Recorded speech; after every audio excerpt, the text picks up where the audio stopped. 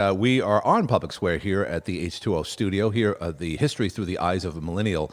I'm Glenn Curry, and that's me. And, of course, across the table from me is Chris Pacifici, the person that this podcast is dedicated to, History Through the Eyes of a Millennial. Good to see you again, Chris. We took a one-week hiatus. Yes. Good to see you back in the studio today. And today, Chris, we're talking about someone from Watertown. I mean, she wasn't born here, but who are we talking about today? Today we're talking about Maggie Reiser, a famous model. Now, Maggie Reiser, I didn't know anything about Maggie Reiser. I wouldn't have known anything about Maggie Reiser unless living here, because I'm not up to date on high fashion models. We'll get into whether or not she's a supermodel. I say she's close to that, but she certainly made headlines, unfortunately, in the wrong way when she discovered that she had no money in her bank account. Yes. I believe that she was out partying or with her friends when she went to an ATM and she discovered it that way, Chris. Was that how it all happened? I mean, I'm jumping ahead here, but that's a horrible revelation when you know you've made millions of dollars as a big-time New York City model, and then to discover that your money was missing. But we'll get to that because her story is tremendous. Yes. Maggie Reiser, of course, Chris, born where now? Born in New York City, January 6, 1978. When she was barely even a year old, her parents had divorced because her father had come out as gay, and her mother met an insurance man named John Breen, and who was from Watertown. She ended up marrying him, and moving her and Maggie up to Watertown, and John had 4 children from a previous marriage. Maggie, settled in, went to Watertown High School. Yeah. Graduated class of 1996. Her senior high school portrait was hung at Burns Photography at the local mall. Right. And neighbors saw it and encouraged her to get into modeling. Wow. Her mother sent her photo to the Ford modeling agency, and she started modeling for big names, and she also such as Dolce and Gabbana. Okay. And the Ford agency, Chris? I know the Ford agency, Willa, I know, whatever. But I know there's some big agencies over there. But she went to the big modeling agency in New York City. Correct. Yeah. So, okay, let's do the math here. If she was born in 1978 in high school, let's add 14, 15, 16 years. So in the early 90s, she gets a portrait of herself taken like everybody in high school does. It's portrayed up there at the Salmon Run Mall. And people literally look up at, I mean, there must have been hundreds of portraits, right? I'm just taking a guess here. Right. And then you see this blonde woman, or young lady rather, with blonde hair and freckles and blue eyes. And people said, wow, you should be a model. Is that how it worked, Chris?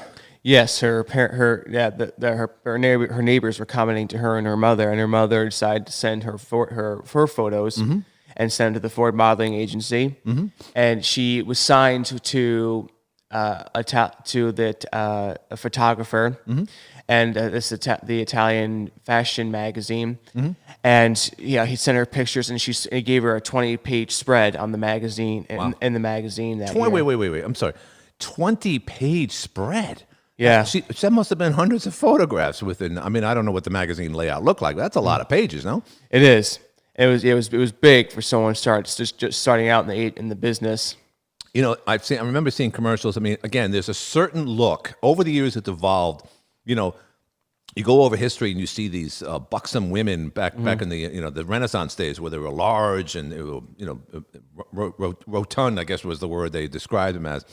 And as things evolved, coming into obviously the modern age, the 20th century, women still had big legs and a lot of shape. Marilyn Monroe, I believe, was a size 12 when she passed away, Chris. But that seemed to change in the 80s and 90s. And of course, it's changing again now because it's unrealistic to be a size 1.5 these days. Yeah. But Maggie had that look with the square shoulders, tall, skinny, kind of, I hate to say this because this sounds unhealthy, gaunt, almost pale face, and you describe it here and you think it's true. That look almost, and I don't want to say emaciated, but almost like eat a sandwich. But because of the walkway, the runway, whatever they call it, a lot of the girls just had these long, lanky legs. You could see their muscles coming out and so forth. It looked unhealthy, but it became very sexy, Chris. So Maggie's a beautiful woman, don't get me wrong, but she definitely fit that profile. She did. Looking at her earlier photos, she was even today, she still looks, at 43. Yeah. But yeah, she was modeling for her first big magazine was American Vogue in 1999, and then she did on the cover it again the following year. She modeled for all the big names such as Dolce and Gabbana, Louis Vuitton, Gucci, Versace. Yeah. Yves Saint Laurent. Wow. So she probably was on the catwalk, if you will, in Yes. Paris, Rome, throughout the world. Italy, many more in London. So we talked about this, Chris, and let's go over this again. I'm going to say that she definitely had supermodel status. I mean, that's Christy Brinkley. There's so many others. Was she ever on the front cover of Sports Illustrated, or was she that type of model that would have fit that cover? I don't think, because the women you see usually on those magazines are kind of like more like Pop stars and not so much pop stars. Are kind of like a little bit more have more meat on their bones. yeah, right. It's true. Yeah, and they're not. Yeah, they're not. But did she ever do Victoria's Secret, like walking around like an angel or anything of that nature? No, it was mostly just big name fashion brands. Right, Like, right. So she's going on maybe Tommy Hilfiger. I think wasn't she a face for Tommy Hilfiger at one point? Yes, or another? she was. By the way, Tommy, I think he's. It sounds like such an international name. The logo. I think he's from Elmira, New York, if I'm not mistaken. I know he's from upstate. So there's a connection there. So okay, here's the story. She was born in 1978. She's already in her 40s. And then, things are going very, very well for her. I remember seeing Maggie Reiser in a short bit role in one of my favorite shows on HBO, and that was Sex and the City. And I remember someone saying locally, hey, Maggie Reiser's going to be in an episode. And I saw her, and she kind of came in and out and whatnot. But what other movies and shows did she do, Chris, to your knowledge? she did the first Zoolander movie that starred Ben Stiller. Yeah. She was in that. She was a model on the walkway. She was also a guest starred in an episode of America's Next Top Model. I remember she was a judge on that. Well, she said she did Sex in the City. But overall, her focus was modeling as opposed to being an actress, I guess. She was like, she only had like small bit roles. Like she was never like a big character in any of the films she starred in. So here it is. She's living in New York City. Her mom and dad, her father comes out with a revelation, and that rocked her world. It rocked her mother's world, and it changed her life. So here it is. Before she's in Watertown, before she's recognized as a model, something happens to her and her family. What is that, Chris? In 1992, her father had died of AIDS, and around the early 2000s, Maggie became involved in AIDS awareness, and she's been doing AIDS-related charitable causes ever since in his memory. In his memory. So, and like you said earlier, I mean, it was that was the reason why his mom and dad split, because he revealed that, even despite the fact that he was living the life of a heterosexual, he got married, he had a child. I don't know. Did he have any other children? Does Maggie have any other brothers or sisters, siblings? No full ones. Okay. Just step siblings. So, and then it's discovered. Her mom discovers from her father, her natural father, that hey, I'm gay. So he comes out as gay, and that's a rift in the family. It causes a divorce, Chris. Yeah, before even Maggie was a year old. Wow. He came out to her as gay. They got divorced. He stayed in New York while she moved upstate with her new husband, John Breen. Right. Who ran a small local insurance agency. Right there on Arsenal Street, right near across from the plaza. Yeah, and the building is still there; it's unoccupied. So, and of course, I know a lot about this because this is a local story, and we've talked about international stars and so forth over the last couple of months on the history through the eyes of a millennial with Chris Pacifici. But I'll never forget this because something really bad happened after that, Chris. What began here? In the early 2000s, Maggie had accumulated a fortune over the course of 5 years worth $7 million. Nice. And she and her mother had hired a financial manager in New York to manage her money, but he wanted 5% of her earnings, and her stepfather was like, "Forget that, I'll manage your money myself." Right. And they let him because he ran a small local insurance agency, like I said. Right. And he worked for himself, and while Maggie and her mother and the rest of his kids thought he was at work. It turns out he was an alcoholic. He had a gambling problem. Yes. And Maggie's mother made him go into rehab. And one day while she was going through his trash can at his office, she discovered that not only had he gambled all of his savings away, he also used Maggie's modeling fortune and all the money her father had left her biological father had left for her, and he gambled all that away. And so in 2004, he was convicted of grand larceny and fraud, and was sentenced to 16 years in prison. Wow. And Maggie was depressed over it, and IMG modeling encouraged her to get into therapy, and consequently, she dropped out of modeling for the next 5 years. Wow. And, her mother, Maggie wasn't making any money, so her mother was forced to put her and her stepchildren and Maggie on public assistance. That's unbelievable. That's really unbelievable. So, again, with what I know, if I can interject here, it was, I can't believe it was that long ago, 17 years ago, 2004. So, what was going on at that point was, his habits. And again, when we talk about gambling, and again, maybe you probably know a lot more about this than I do, Chris, but when we talk about gambling, we talk about going to a bookie, gambling on the Super Bowl, or going down to Turning Stone, whichever. But that said, you start figuring things out. It's like, okay, he must have been a big gambler at the big tables, spending $50,000 a night. That wasn't the case. A lot of times he was using Quick Draw at local bars. And Quick Draw, just to let everybody know, is just that crazy game that in New York State, I'm sure other states have it, where it's just a numbers game. It's almost like a bingo thing up in a restaurant. And while you're eating, you're eating, and all of a sudden someone's looking right through you. I never liked this, by the way. We still have it today. Quick Draw is all over the place. So you're in a restaurant or a convenience store, whichever, and people are looking at their tickets and waiting for their numbers to come up. And that's what he blew all of his money on. That's a lot of Quick Draw, Chris. It is. I mean, I think he spent up to like $60,000 on Quick Draw alone, or just on gambling. Well, yeah, I'm sure that and gambling. I'm sure he spent more than that, because ultimately he went through, like you said, all of her money. So one night, and this is the way I remember it, Chris, she's out and about in New York City, and she goes to her ATM machine, and what happens? There's no money in there. No, it's like there's no money in this account. I mean, $7 million. How she didn't I would have lost it. Yeah. $7 million. Are you kidding me? $7 million is a lot of money. $7,000 is a lot of money to lose gambling. I mean, again, I'm cheap, so that's me, but I can't fathom that. And then I didn't know about her. Her mom had to go through some hardship, obviously, for a while, and literally live off public service, assistance rather. Excuse me. Thereafter, so that's a shame. So at this point, what does Maggie do, Chris, when she realizes in 2004 that she doesn't have that money anymore? Well, she falls into depression and goes into therapy, and consequently is out of the modeling world for the next 5 years. Wow! But then she comes back.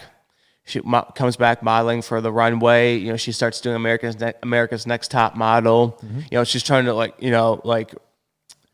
what's the proper term? Trying to resurrect, relaunch herself, reinvent herself, trying to bring herself back into the modeling world that she was out of for so long. And she ends up getting married to a businessman, Alex Hayner, I believe his name is. Yeah, they get married in Lake Placid. Wow. Wait, where does she meet this guy? Where does she meet this guy, Chris? It didn't say where she met him. Right. He's a businessman. They got married in 2010 in Lake Placid, and they moved to LA.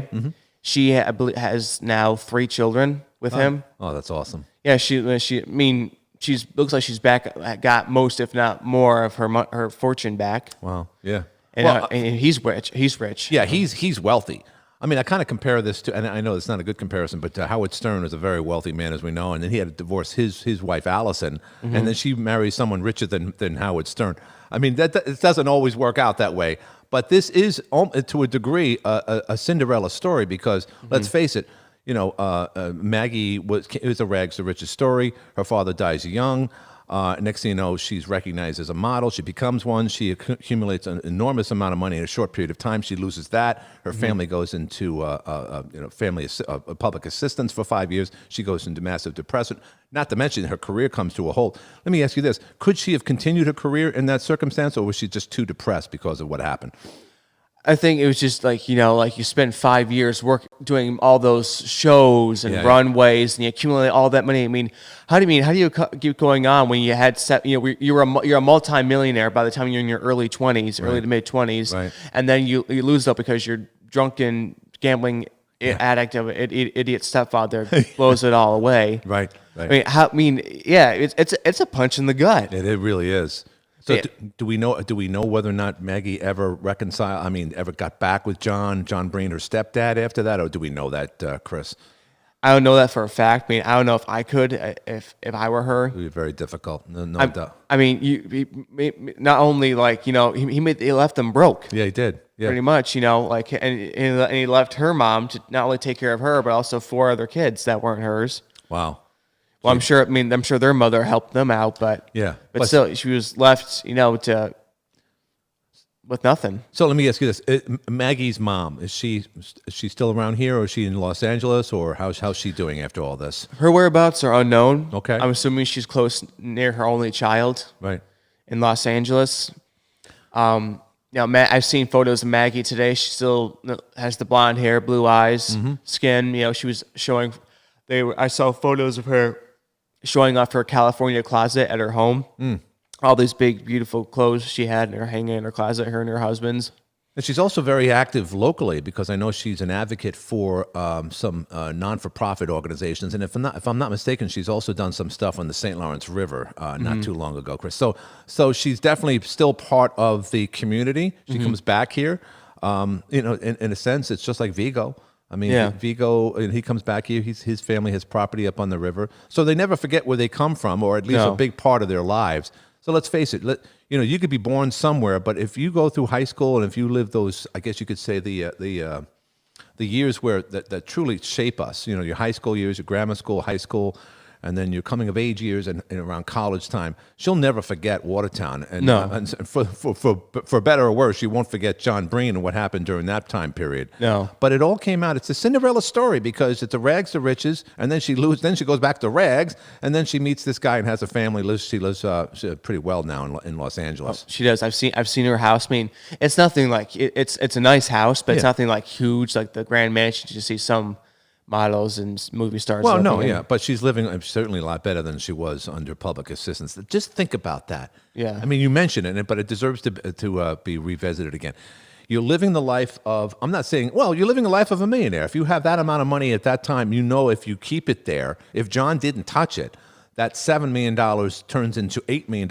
If supposedly you're a manager, and 5%, by the way, is nothing, because if she had gone that route, you and I wouldn't be talking about this right now. No, she'd probably still have even richer. But I'm sure she's rich in her own right today. Sure. But I think she could have had even more. No she doubt. She could have kept it. And it would have grown. It would have. It would have matured. It would have grown into millions, then like tens of millions, then hundreds. Maybe I would say hundreds, but still tens. A lot. Yeah. At such a young age, and it's unfortunate because a lot of athletes get rich right away. I mean, they have this athleticism level that constitutes them as super athletes, and therefore, if they're good enough to make it to any one of the sports, from hockey through football, you make millions of dollars in the ripe old age of 23, 24 years old. And often, now again, this has nothing to do with their fathers blowing all their money. They blow their money, especially football and basketball players. The statistics are staggering, Chris. A lot of football players, the average football player doesn't play more than 3-4 seasons. And these are the no-name guys that are on the front line, whichever. You don't know anything of them. They might be special teams, or they don't play at all. They get hurt. You don't see them. So they get all this money up front, and then within 4 or 5 years after they retire, it's gone. But that's a different scenario. But at the same time, it's not difficult to go through a lot of money, especially if you're gambling, Chris. No, it's not, especially with a gambling problem. Speaking of like celebrities who've lost money because of gambling, Debbie Reynolds. Interesting. When she was married to her second husband, Harry Carl, who was a businessman, and his family owned a chain of shoe stores. Interesting. And I believe it was in New York. He had a gambling problem, and she was saying how when she would work at the casinos, and after she was done with the shows, she would go over to the cages and to get her check.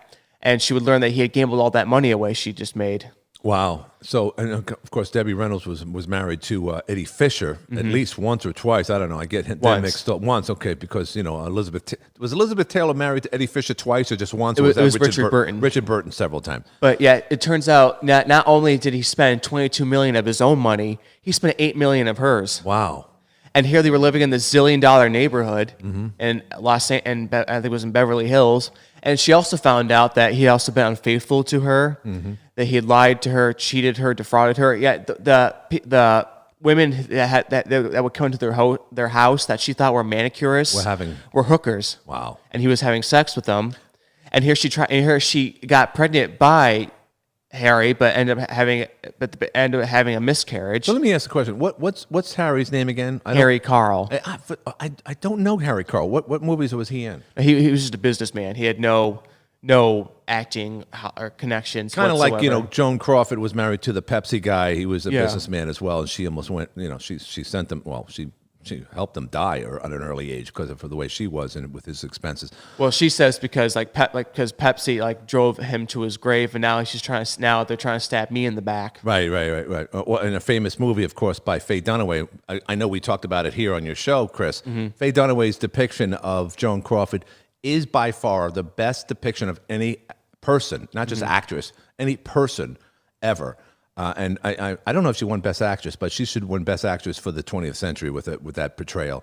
Although some people say it wasn't necessarily true, Chris. Yeah, Douglas Fairbanks Jr., who was Joan Crawford's first husband, said that's not the Joan Crawford I remember. Interesting. I mean, she was more like to sulk or just get upset and rather flip out because he was they were married from 29 to 33. Right. From 1929 to 1933, but he said he never saw that. Never saw that side of her. Well, and again, it's possible that as we get older, and she lost her. She was very, actresses are very conscious of their looks.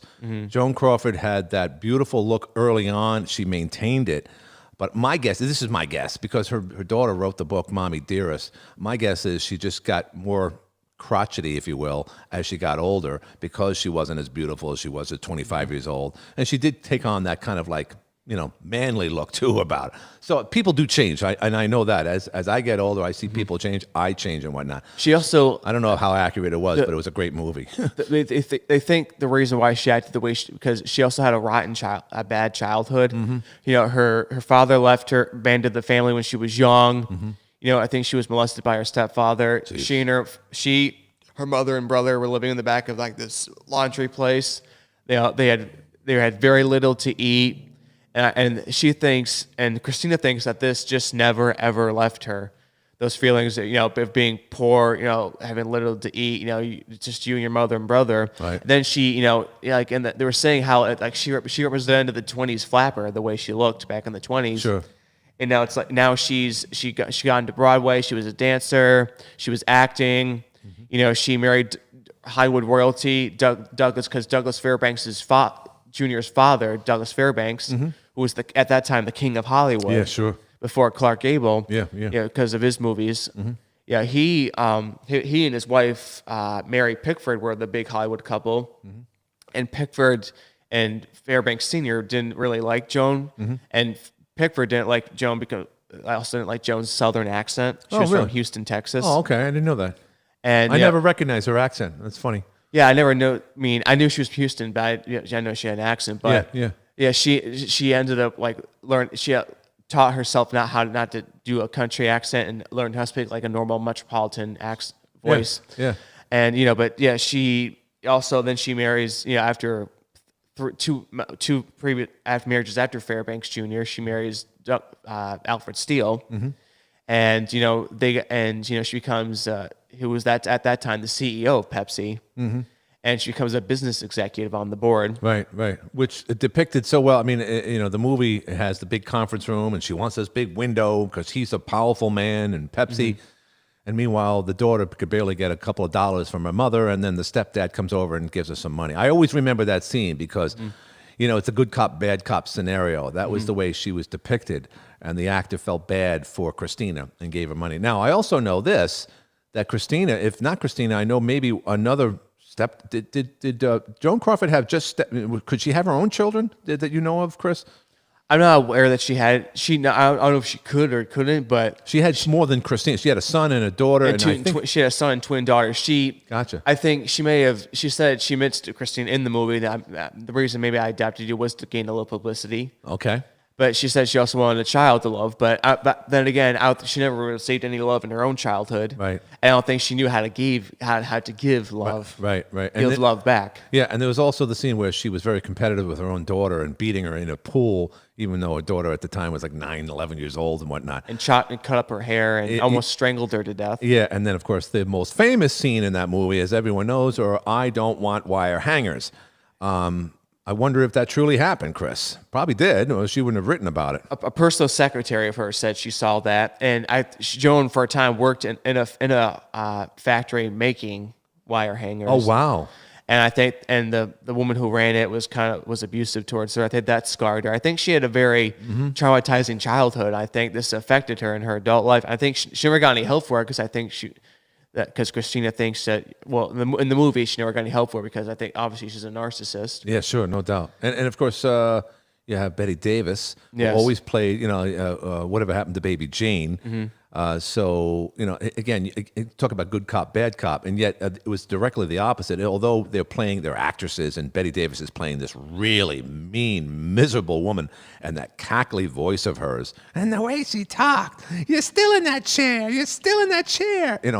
One of the best portrayals, without a doubt. One of the best movies, 1962. But at the end of the day, it was the one. Even Betty Davis thought Joan Crawford was scary. So it was the direct opposite of how it was portrayed in the movie itself, which is interesting. I know Betty Davis is this big tough woman. Here she had a normal childhood too. It sounded like she was a little more prosperous than Joan. Yeah, right. her father was an attorney, but her parent and her mother ran a portrait photography studio out of her apartment after her parents split.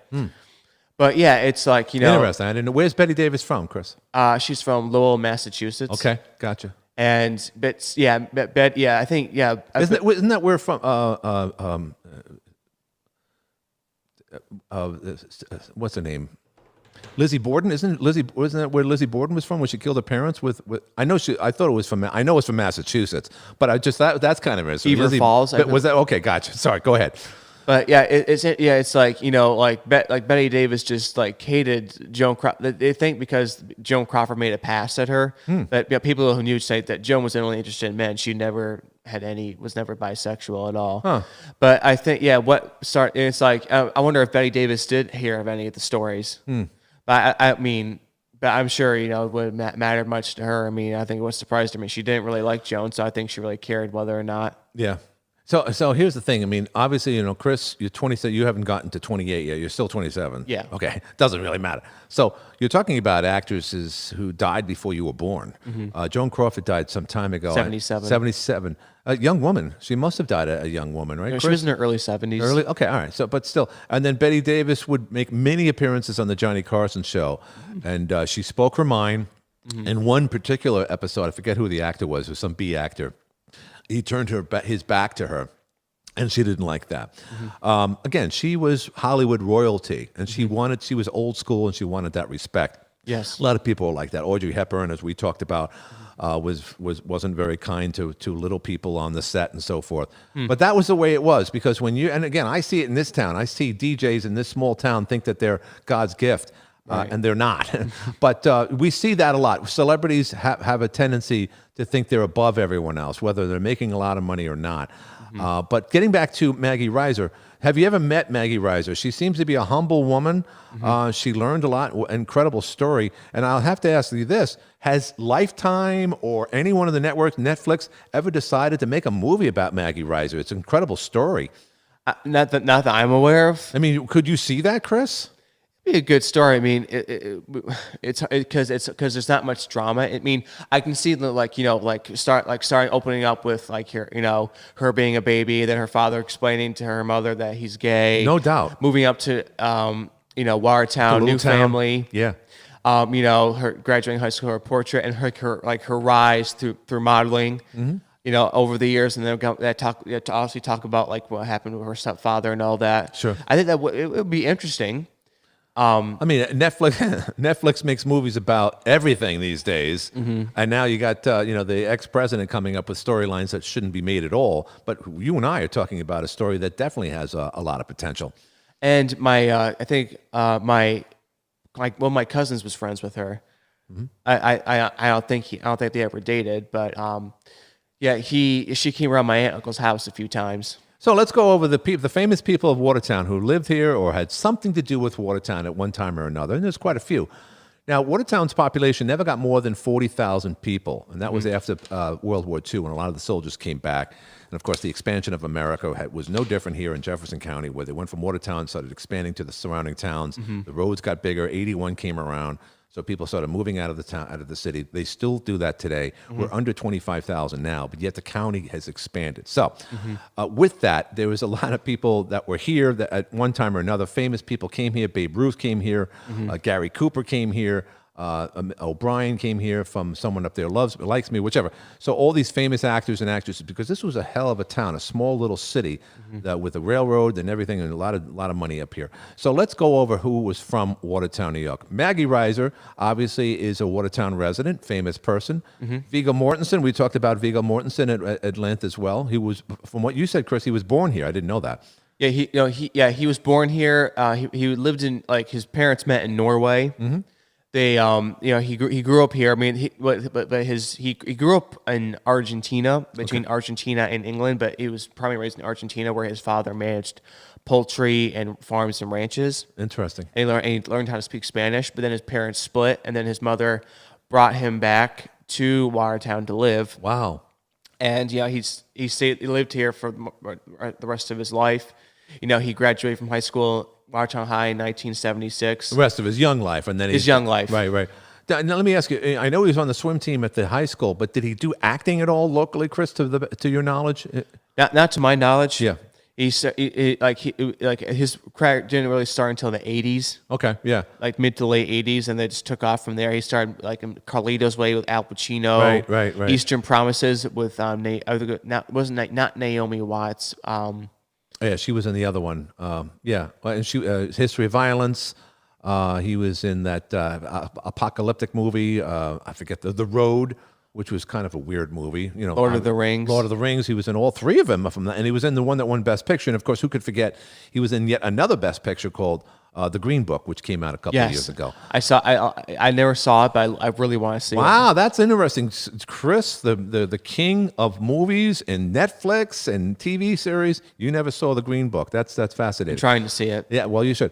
But that said, I'm going to go out on a limb and say it was a good movie. Was it Best Picture material? No, not Best Picture. Of course, again, I'm basing Best Picture on movies that really deserve Best Picture back in the days, because I've kind of, I don't know, I've kind of walked away from Hollywood in the last 20 years or so. But a very good depiction. He should have won Best Actor. One day, Viggo will win Best Actor. There's no Captain Fantastic. He was in, and he's making movies now. He just made a movie about mental health, and he wrote an article, or was at least didn't write an article. He was interviewed, and he said there was something to be said about upstate New York and the level of mental anguish up here. Did you see anything of that nature? No, I never. So in other words, he was referring to Watertown in his latest movie. I should know the name of it, but there was a connection there. Okay, so who else? We got Richard Grieco. Richard Grieco, thank you, Richard Grieco, and we have Mary Masterson Humes, who was in Dawson, the mother in Dawson's Creek. She was also a spokesperson, I believe, for Florida orange juice.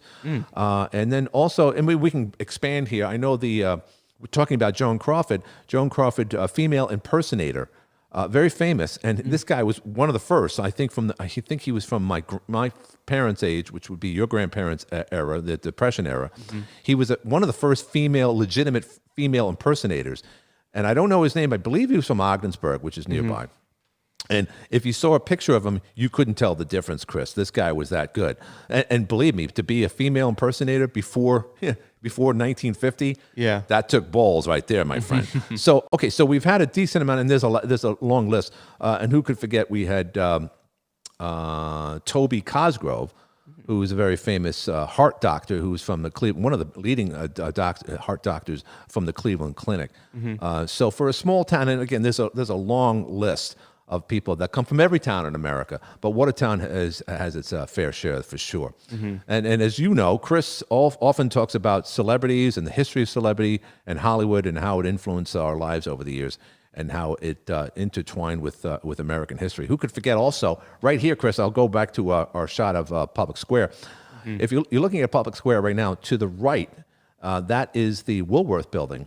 Yes. So Frank W. Woolworth, and again, people approach me about different storylines. We did the Egan murders a couple of years ago, and I did the history of Watertown some time ago as well.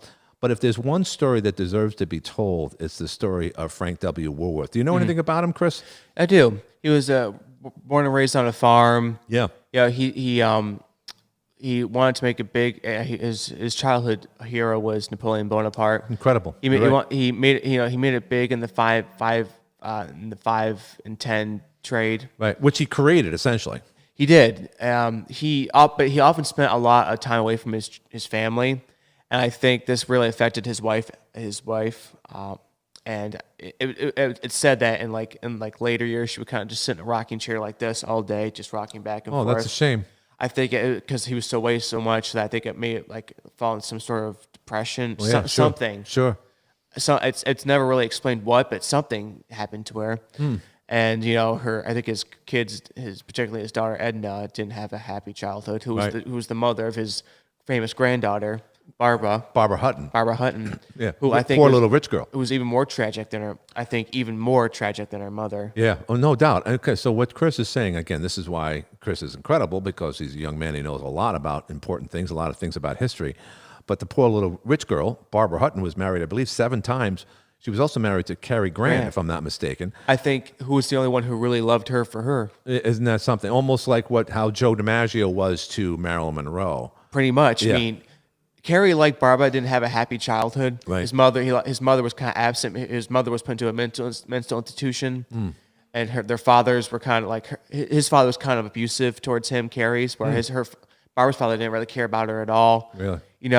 She was sent to a boarding school, and when everyone was leaving for Christmas, she would be sitting there with her suitcases, and no one would be able to come. Wow. And so, Barbara's aunt and uncle, the father of her father's older brother, and his wife, his then wife, Marjorie Merriweather Post, and her daughters would make sure she would come and stay with them at their Palm Beach estate, Mar-a-Lago. Wow. And there's a connection to today, yeah. and Marjorie was known for throwing these lavish parties at all her properties in upstate, all around New York. She has one state in Washington, D.C. that's decorated with Russian pre-revolutionary Russian art from the aristocrats of Russia. Wow. And all sorts of things. But yeah, Barbara's cousin Dina Merrill, who was the child of Marjorie by her uncle, by her father's brother, was saying, saying that they would leave her over at school during Christmas vacation. I just couldn't imagine. Right. And the whole school shuts down. How could you do that to a child? Right. And she said that that's when one of her sisters found out, and they would make sure that if no one was going to pick her up, that they would pick her up, bring her back with them, and spend the holidays with them. And I should also say her sisters were close, were born closes. This is Barbara's sisters you're talking, yeah. Barbara's cousins. Okay, gotcha. Sorry. Yep. It's just and Dina, who was younger than Barbara. I mean, Barbara was born in 1912. Dina was born in 1923. But they would make sure she and her mother and sisters would make sure that Barbara would come and stay with them. Barbara had a tragic life. She wasn't accepted by high society. Right. People didn't like her for her because she was not good in school. She was chubby when she was supposed to be thin. But she was a beautiful woman as she got older. There's pictures of her. She was really pretty. She would. She slimmed down into a slim, sophisticated woman because her first husband said she was fat. Wow. Yeah, and her high society also didn't like her. High society also didn't like her because they thought her fortune of nickels and dimes was common and crass. Her first husband exploited her. Her second husband physically abused her, and a friend of hers who she got married to was a German nobleman, would turn out to be gay, Jeepers. and but yeah, I think she was the happiest with Cary Grant, and I think she should have stayed with Cary Grant. Oh, without a doubt. And just like, Marilyn Monroe obviously should have stayed with Joe DiMaggio, even though Joe DiMaggio wasn't the nicest guy in the world either. But it was said that Joe DiMaggio would have someone drop off flowers on Marilyn Monroe's grave. I don't know if she was in a mausoleum, whichever, but nonetheless, that went on for many, many years. I should also say, yeah, go ahead. When Ava Gardner passed away, Yeah. Frank Sinatra left a note on her grave. This simple note says, "With love, Frank." Interesting. And Frank, that was Was he married to her? Yeah. Okay. They were married. I think it was her longest marriage. Yeah, because again, even Hollywood today, you just like, Jennifer Lopez is, I don't know, she doesn't get married, it seems, but she has more relationships than Zsa Zsa Gabor. So you lose track of who got married to who these days. Right. And then too.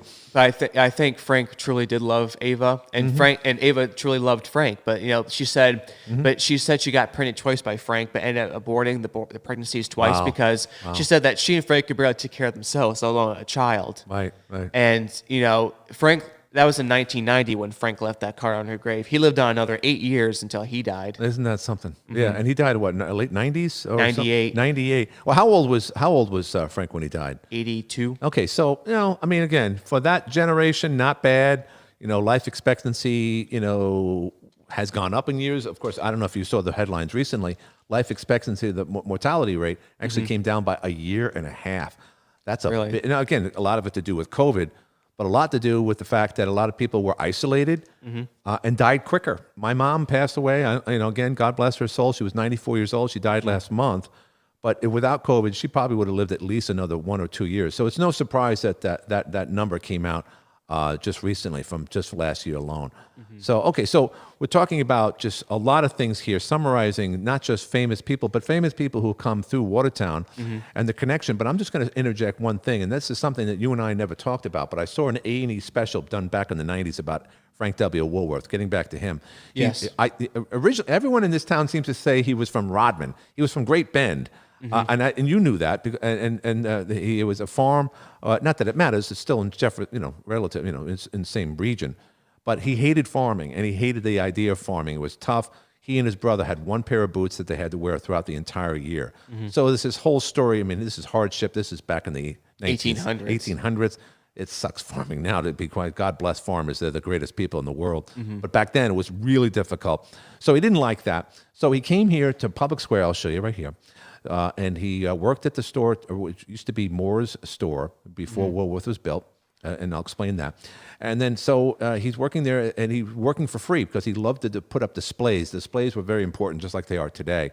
And then, long story short, he got another job at another place here. He worked there, and the boss didn't like his salesmanship.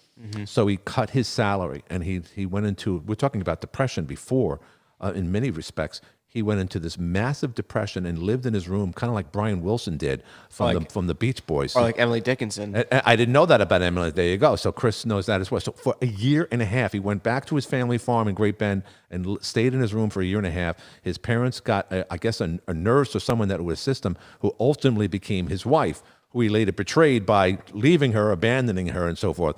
But isn't that something? I mean, he was a guy that would be one of the richest guys in the world. And yet when he did become Frank W. Woolworth, when he did get his empire and live on Park Avenue in this palatial home in New York City, other people like J.P. Morgan never accepted him because he was the five and dime guy.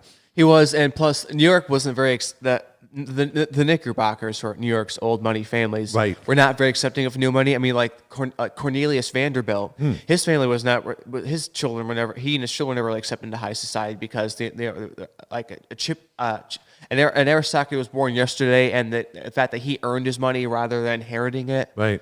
And Frank, Woolworth was just going to Europe, trying to come up with new ideas for his business. Right. Same time leaving his family at home. They're an example of that money doesn't guarantee happiness. No, it's very true. I mean, we talked about the poor little rich girl. His granddaughter. Yeah, his granddaughter. Here it is. During the Depression, Barbara Hutton is the poor little rich girl, where everyone was basically hoping that they would earn 50 cents that day, and yet she was considered that. So somehow or other, she got notoriety. Just like back in the day, people like Bonnie and Clyde, people like the rebels who stole money from banks and so forth.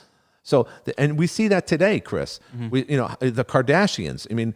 I mean, even though their ratings are in the sewer, and I think the show has finally ended, but we have this fascination with wealth, Chris. What are your thoughts on that? It's always been the case. I think it's just like being able to have whatever you want whenever you want. Right. It's a fantasy world for a lot of us. It is. I mean, but I think saying the lives of both Barbara Hutton and Gloria Vanderbilt, Right. Sure. who was also another poor little rich girl. Was she really interesting? Explain. So, all right. So Gloria Vanderbilt, and this is great. This is when you ask Chris all this stuff. Gloria Vanderbilt is Anderson Cooper's mother? Am I Yes. right on that? Okay. But she must have had him late in life because she must have been in her 40s or something. Yeah, she was 40 something when she. Yeah, in which her is early late 40s. for someone to have a child. And God bless the fact that even though I don't agree with Anderson Cooper's politics, I am very respectful of him, and he's done well. So, okay, and he also has a portrait of her above his bed. Is that true? Do you know anything of that? I don't know any of that, but I know he has photos of her. But she would like her father died when she was 15 months old. Her mother, who was 19 when she had her, was kind of like, you're a rich widow. You don't want to spend. You're 19 years old. You're rich. You want to spend time raising a kid. You want to go out and have fun. Right. And Gloria was saying the only time she really saw her mother was when she was getting dressed up so beautifully to go out with friends. And, like there were rumors somewhere that she was having a lesbian love affair, that she was, just out and about engaged in scandalous behavior in Paris. Right. And, her Barbara's aunt, who was her father's sister, found out, and her own mother found out, and it was the trial of the 30s, and Gloria's mother lost all rights to her. Wow. Her grandmother and aunt did that to her, and she basically raised with her aunt, and her mother was she never really she did later in her life form a close relationship with her mother, but it was kind of complicated. Sure. After that. She went to Hollywood. She was 17, but you see, the life she had. She was married to her first husband. Abused her, would take her head, smash it off the wall, broke her nose, gave her black eyes. Was that Anderson's father? No, that was her very first husband. Okay, gotcha. Anderson's father was her last husband. Okay, gotcha. And her second husband, Leopold Stokowski, was kind of imprisoned her, and here she had 2 kids with him.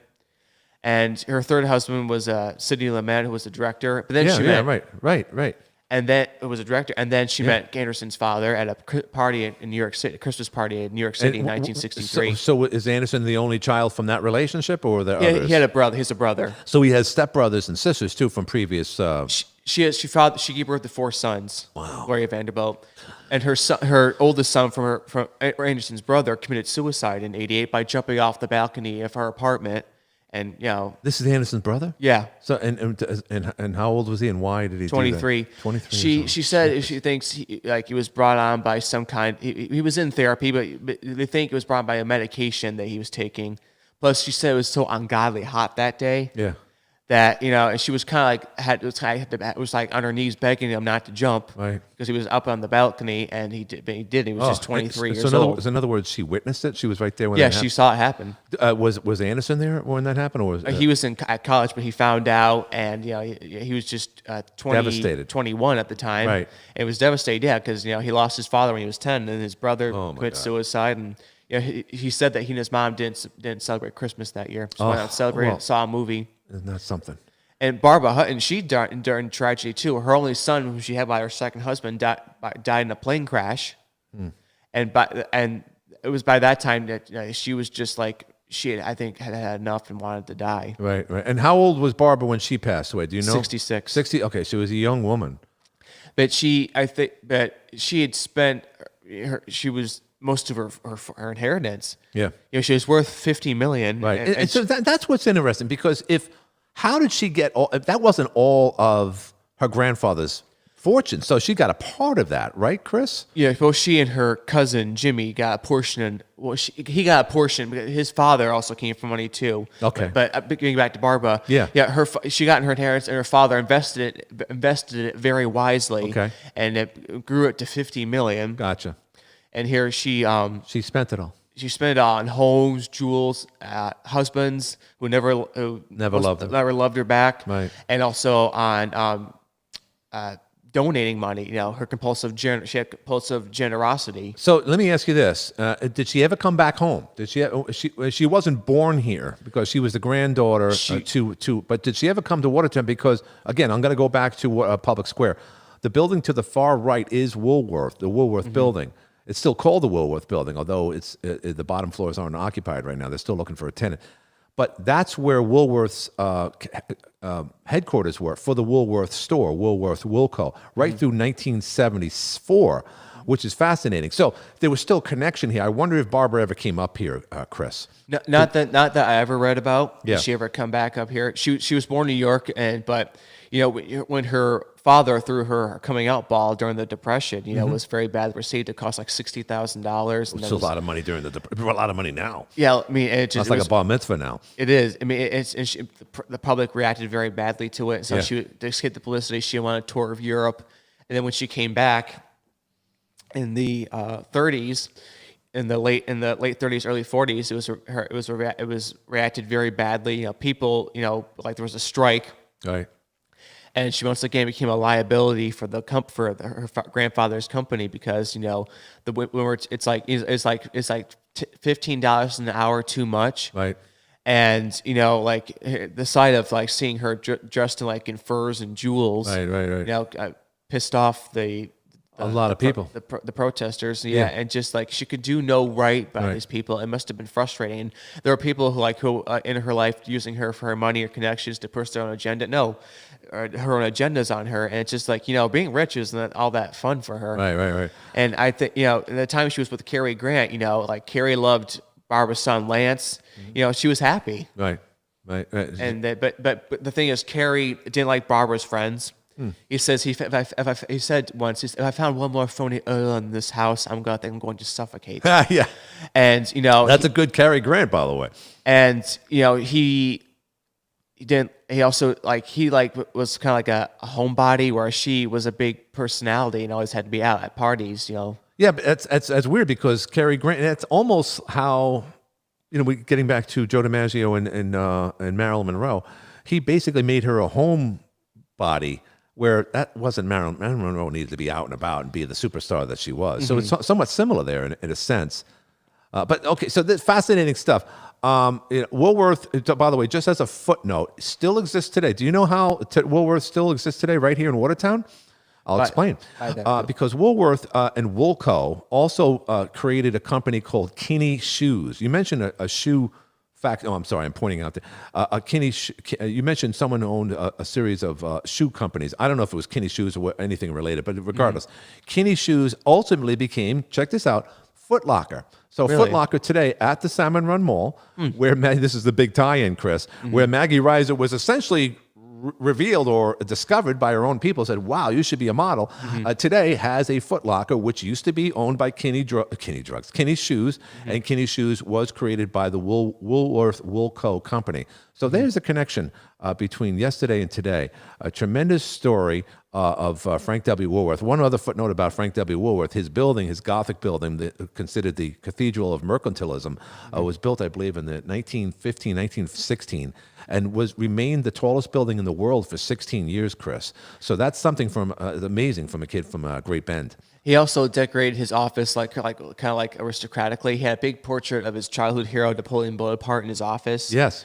And he had good taste, but he was just snubbed by high society. He was. And he was members of like secondary clubs like the Hardware Club, and he also ate like rich foods like cream and lobster, porterhouse steak. That's what they chocolate. said. Yeah. And he started putting on weight, but at that time, fat was fashionable. Yeah, exactly. Because then President William Howard Taft was fat. Exactly. And he ended up, because these are rich foods he was missing out on at the farm, and he ended up dying of poisoning of the teeth. Isn't that something? Because they didn't have the correct, whatever procedures, medical, procedures to correct that. But he died at 69 years old. And there's a lot of people that died of rich foods. Even today, you hear, George Steinbrenner died at 80, a decent age. But they said his diet was awful. And so it doesn't really matter how rich you are. It's how you take care of yourself, Chris. It is. And there was a movie made about Barbara Hutton called The Poor Little Rich Girl. It starred Farrah Fawcett as I Barbara did not. I Hutton. did not know that. I'm sorry. You're saying to me that there was a movie. I'll have to look that up. Thank you. So, It was Farrah Fawcett played her. It was a 3 or 4 part series. Interesting. Yeah, it starred Farrah Fawcett as Barbara Hutton. It's like, Barbara was, when she was a little girl, I saw her grandfather playing the organ. And it's like, it's talking about like magic while he was playing the organ and all that. And, like here she is, Barbara. I like this one stage she's an adult, she's like, I think went through all her husbands. And this one guy who actually liked her for her was courting her. And she was like in a foul mood. She's like, my grandfather promised me magic. Where am I going to get magic? Right. When she was going to find true love. True. And it was just, it just like you could tell, like all those, all the like being exploited, abused, and neglected. Took its toll on her, and she was just like so angry. And her son, she was kind of an insecure and indifferent mother. Mm-hmm. And her son kind of, in a way, kind of resented her for that, kind of for not playing a big role in his life. Mm-hmm. Mm-hmm. And also, he was also in the middle of a vicious tug of war between his father, Count Reventlow, who was physically abusive to Barbara.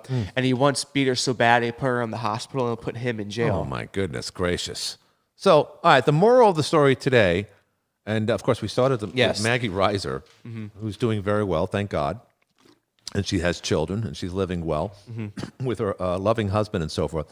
That money doesn't buy you everything, Chris. No, it does. Sure as hell doesn't buy you happiness. I mean, I think Barbara and Gloria are prime examples. Also, Christina Onassis is another example. Oh yeah, but let's just go back to Farrah Fawcett. Mm-hmm. I mean, she died young.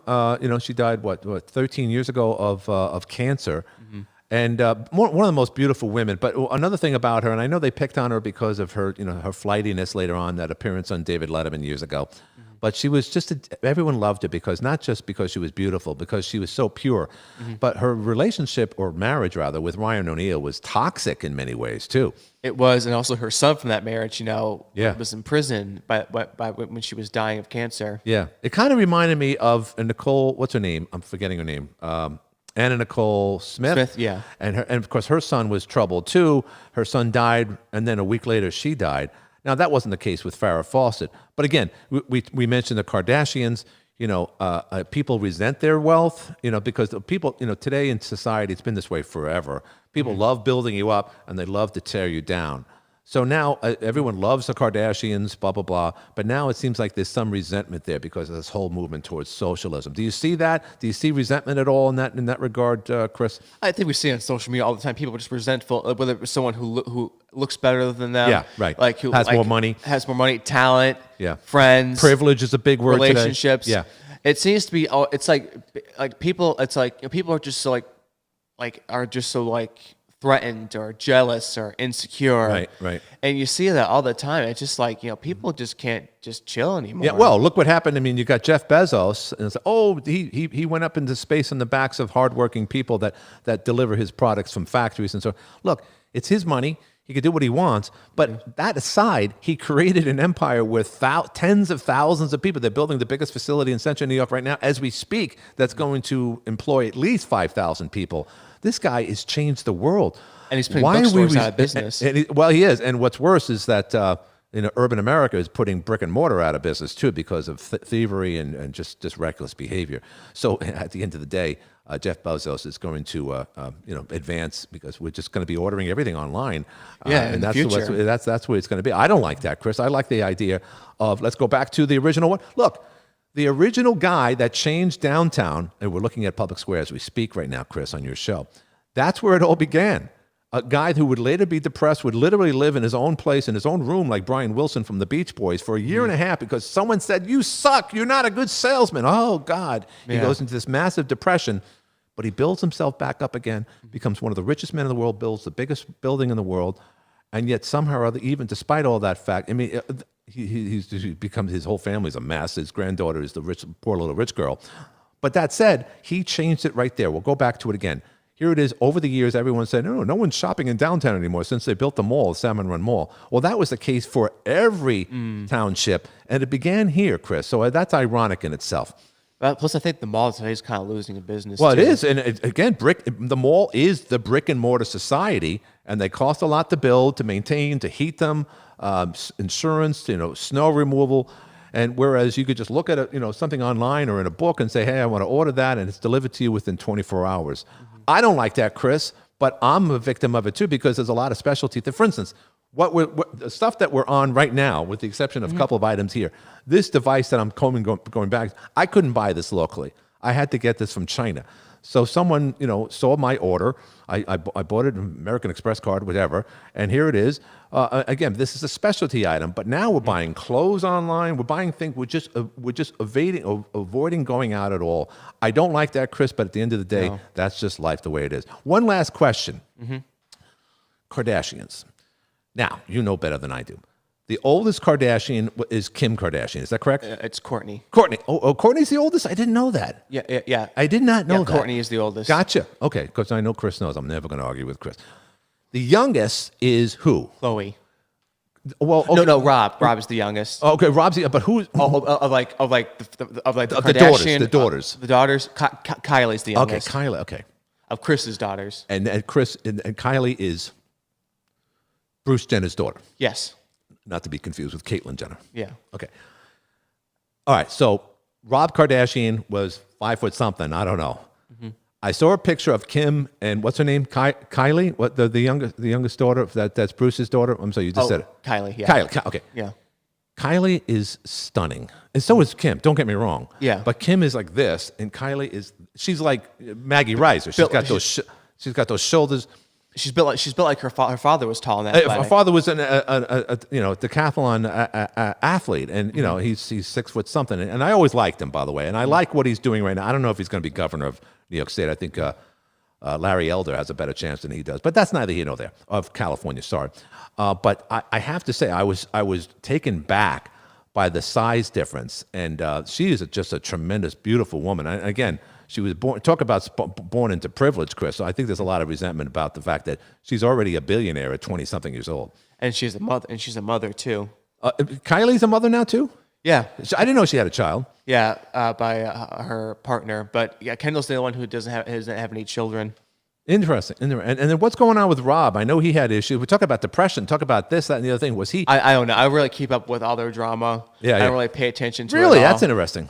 I'm not. It's boring. It's fake. I mean, it's just Really interesting. Wow. Yeah, it's just My mom, my sister used to watch Keeping Up with the Kardashians. Well, it seems to I'm be just old like- hat now. Yeah, especially, and I believe the show was canceled. Well, listen, Chris, we're over an hour right now. We started with Maggie Reiser, and we went into explored a lot of people that are famous in Watertown. But again, their underlying theme to all of this is that money doesn't buy you everything, Chris. No, that's for sure. Well, Chris, we're going to sign off here. It was great doing this episode of the history through the eyes of a millennial. This is like our 18th or 19th episode. I've lost track. But we hope to do this again soon. Okay. But for now, we're just going to sign off here. That's Public Square here in Watertown, New York. The origins of the five and dime, thanks to Frank W. Woolworth and his family and his legacy. And that still lives on today. Hopefully, they'll have a statue of him right there where that car is driving through in the American corner. I'm Glenn Curry, and we're going to sign off right now. Thanks for watching History Through the Eyes of Millennial with Chris Pacifici. Thank you. Everyone, we'll talk to you guys soon.